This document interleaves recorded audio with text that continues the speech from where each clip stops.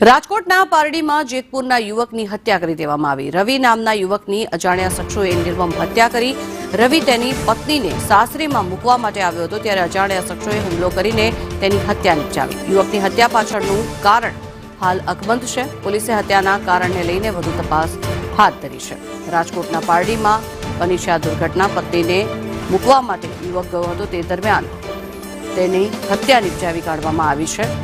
અજાણ્યા શખ્સો દ્વારા હુમલો કરવામાં આવ્યો અને તેની હત્યા કરી દેવાઈ છે। પોલીસ દ્વારા સમગ્ર મામલે વધુ તપાસ હાથ ધરવામાં આવી રહી છે।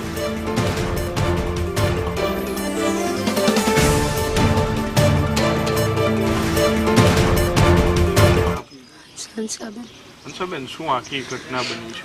ઘટના બનવામાં એવું છે, મારો છોકરો 1 મહિનો દિવસ અમારો ભેગો રહ્યો, પછી હમણાં 12-13 દિવસ ત્યાં નોખો થઈ ગયો તો જેતપુર રહેવા વયો ગયો હતો। તો જેતપુર 10-12 દિવસ રહ્યો, પછી ત્યાંથી કાલે જ હજી પાયડી આવ્યો તો કાલ મર્ડર થઈ ગયું। કાલે જ પાયડી આવ્યો તો પાયડી પેલા પાયડી રહેતો તો પેલા મર્ડર કર્યું એવું કઈ ખબર પડી? ઘટના બનવામાં એમાં એવું છે, એને ઘરવાળી છે ને એ પેલા અનેડા સાસરે હતી તો ન્યાય એનું કાગળ થઈ ગયું। ન્યાય 5 વર્ષનો છોકરો મૂક્યો, પછી ત્યાંથી કાગળ થઈ ગયું ને તો એ પછી વાડાહાડા ગામ છે ને ન્યાય આયરના ઘરમાં બેહી ગઈ હતી, મૈત્રી કરાર કરીને રહેતી હતી ત્યાં। તો એ લોકો ધમકી આપતા હતા કે તમને 2 માણાને મારી નાખીશ। તો અમારો છોકરો કાલે હાથમાં આવી ગયો ને તો એને કાલે પતાવી દીધો, સરિયું મારી દીધી મારા છોકરાને। કેટલા લોકો હતા એ અમે કંઈ જોયું નથી। મને રાતે 3 વાગે પોલીસવાળાનો ફોન આવ્યો કાલે રાતે, અમે નથી જોયું કેટલા જણા હતા, શું થયું શું નથી થયું, અમે હજી મારા છોકરાને મોઢું અમે નથી જોયું। કોણે હત્યા કરી? કઈ શંકા તમને? હત્યા તો કરી જ હોય ને, હત્યા એ વાળા દિલીપભાઈ માથે અમને શંકા છે।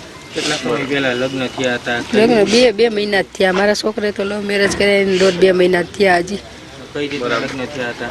ખાલી આમ ભેગા રહેતા હતા, મૈત્રી કરાર કરી ભેગા રહેતા હતા ભેગા ખાલી। એના સાસરા પક્ષ કે કોઈ પતાવી દીધા? મને ઓલા લોકો માથે શંકા છે, આયરના દિલીપભાઈ રહ્યા ને ડાંગર, એની ઉપર શંકા છે। શું થાય તમને? એના ઘરમાં હતી પેલા મારી બહુ। અચ્છા, એના ઘરમાં હતી? હા, એટલે બસ એ જ વાત થઈ જ ગયા છે।